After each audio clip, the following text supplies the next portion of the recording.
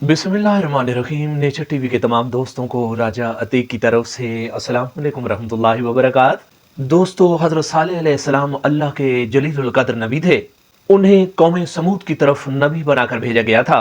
उनकी कौम दौलत की फरावानी और कसरत औलाद की वजह से गुमराह हो गई।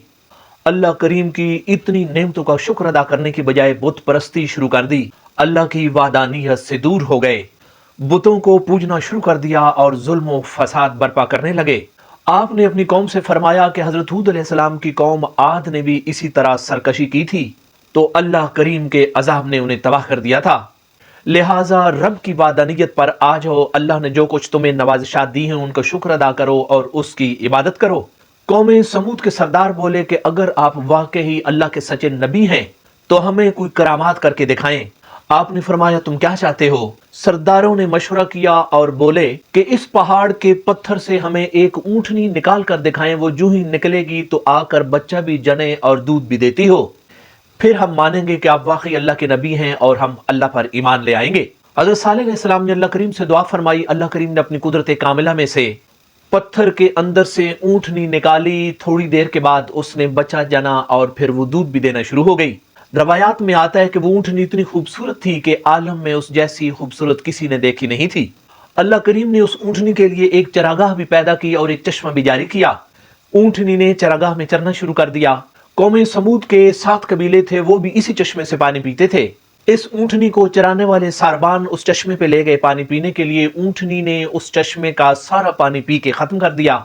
हज़रत सालेह अलैहिस्सलाम ने फरमाया कि आज तुम सब इस ऊंटनी का दूध ले जाओ, उसको पियो भी और जैसे दिल करे इस्तेमाल करो। इस चश्मे का पानी एक दिन तुम इस्तेमाल करोगे और दूसरे दिन ये ऊंटनी पीगी। जिस दिन तुम पानी इस्तेमाल नहीं करोगे उस दिन सब तुम इस ऊंटनी का दूध लेके जाओगे। लेकिन याद रखना कि इस ऊंटनी को कोई नुकसान नहीं पहुंचाना, वरना अल्लाह का अजाब तुम्हें आ घेरेगा। अब तमाम अफराद जिस दिन ऊंटनी के दूध का दिन होता था, मटके मशकीजे सब अपने बर्तन लेके जाते थे। ऊंटनी का दूध कभी भी खत्म नहीं होता। वो इस दूध को खुद भी इस्तेमाल करते, इसका मक्खन, घी और उसका दूध दूसरे शहरों में जाके फरोख्त भी करते। इसकी वजह से उनके पास दौलत की फरावानी भी हो गई। वक्त गुजरता गया और इसी बात को 400 साल गुजर गए। अब एक बार फिर जब उनके पास दौलत की फरावानी हुई तो गुमराही ने उन्हें आ घेरा।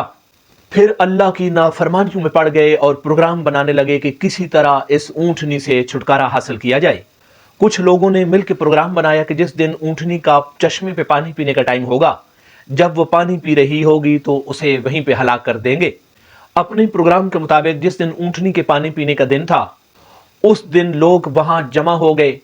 जो ही ऊंटनी पानी पीने लगी तो उन्होंने सबसे पहले उसकी टांगें काट के गिरा दिया और उसके बाद सब ने मिलकर ऊंटनी को कत्ल कर डाला।